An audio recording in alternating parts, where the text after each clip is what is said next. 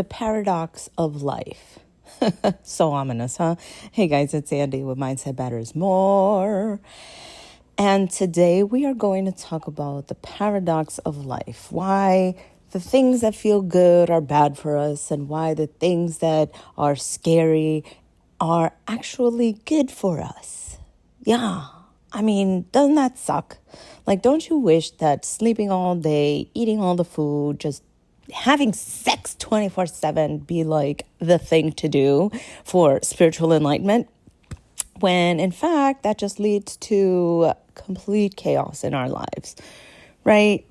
I mean, talk about health issues, talk about spiritual issues, and you quickly see that, like, there is this paradox where the thing we think brings us happiness brings us pain, and the things that bring us pain, if we go through them, bring us utter happiness and joy.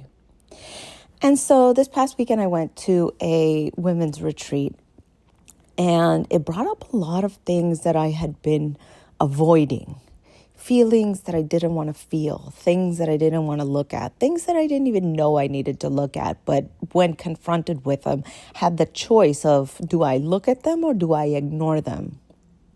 And I chose to start to go through them. I chose to actually reach the other side of them rather than avoiding them anymore. I mean, that was the whole point of this retreat. I had gone there thinking, I'm going to go there and meet some women, talk about business, and, see maybe what the heck was blocking me with my coaching business. Why can't I make it to the next level? Right? I mean, this is what I teach women in my coaching. So I had to step through the process myself. And let me just interject this. If you have a coach who doesn't have a coach, if you have a coach who isn't doing the spiritual work, if you have a coach who thinks, I'm completely enlightened and I don't need any help, fucking run, okay? Period, point blank. Next. So in this process, I went to the women's retreat thinking, that was the ultimate goal. And yet, what I actually got was healing my relationship with the masculine. And, I have a lot of trauma in my life regarding the masculine. My parents were divorced. I grew up with my mom, so I didn't really have a stable masculine man in the house to, facilitate my growing up.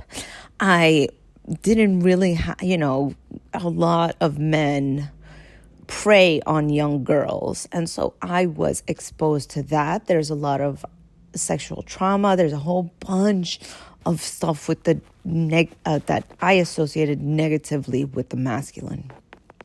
And so what I got to do was go through the process of, maybe not healing it completely, but starting the process of knowing that it's possible.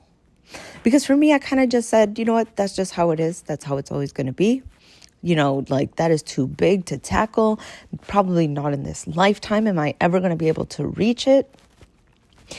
But what I got a glimpse of was the other side of doing the work.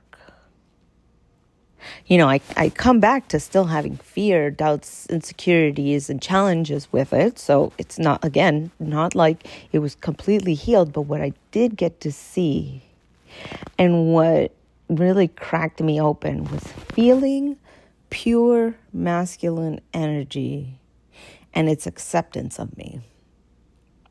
And so I started thinking, I was like, man, I've been avoiding this work, or not so much as avoiding it, but, bumping up against it and just like recoiling and ignoring it. So yeah, there is like an avoidance of it, but it's like it just felt so overwhelming and too big that I felt disempowered and couldn't do it. I felt like there was never a chance for me to ever be able to heal something so big. And what this weekend did was like, no. You got to go through it, because when you go through it, no matter what, you're going to be able to heal this. So then I started thinking, what else am I avoiding? My relationship with food, my relationship with my body image, my relationship with my parents, my relationship to God, these huge major themes that we have in our lives that we tend to feel like this is never going to heal. This is just too big for me to ever explore or begin to explore what that would look like to get through it. And there's this old saying, it's not old, but I know I've heard it for at least a decade or two. And it says, how do you eat an elephant? One bite at a time. And so much we look at the elephant and you're like, I'm never going to be able to eat that whole thing. That's like 1,000 pounds of meat. What are you talking about? Eat the whole thing. But one bite, all you got to do is focus on the next right thing, the next bite, the next step, the next thing. And that doesn't mean that you can't enjoy the things that feel good, right? Sex feels good. Sleeping feels amazing. Taking little naps here and there. Oh, I love it. I don't know what toddler me was thinking, but naps are my jam. And, enjoying good foods.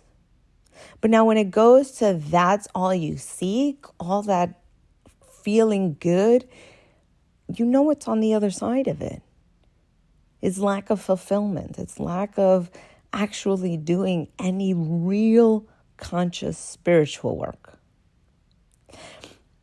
And so my recommendation is this, okay? Don't avoid the scary things. Don't avoid being that person who, when you bump up against something, say, this is something that I should work on. Maybe this lifetime you don't get through it, but for next lifetime, you'll be closer to the truth. Find somebody to help if it seems too scary. A coach, a therapist, a facilitator, hypnotherapist. There are many people out there, a guru, spiritual guide. There's so many people out there who are willing to help, who want to help. Because you don't have to do it alone. We live in this fucking backwards ass world where the hard stuff is really what's going to give us the most joy, pleasure, and love. And the things that we love are gotta moderate it. Can't have too much of it. Which is fucking we're in this backwards world. So you're not alone when you feel like, hey, why can't I reach total fulfillment? I do the things that I love. Why can't I reach total inner peace? It's because you're looking in the wrong places. Remember that song, Looking for Love in All the Wrong Places? That is exactly what happens when you cannot find peace in your soul. You have to go through the muck to be able to find where it is that all the love and peace and happiness reside.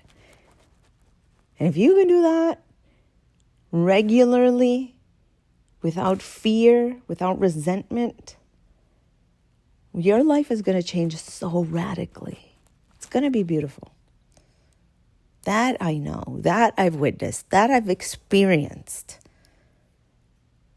And I would love that for you too. Okay, guys, that's it for me today. Love you. Bye.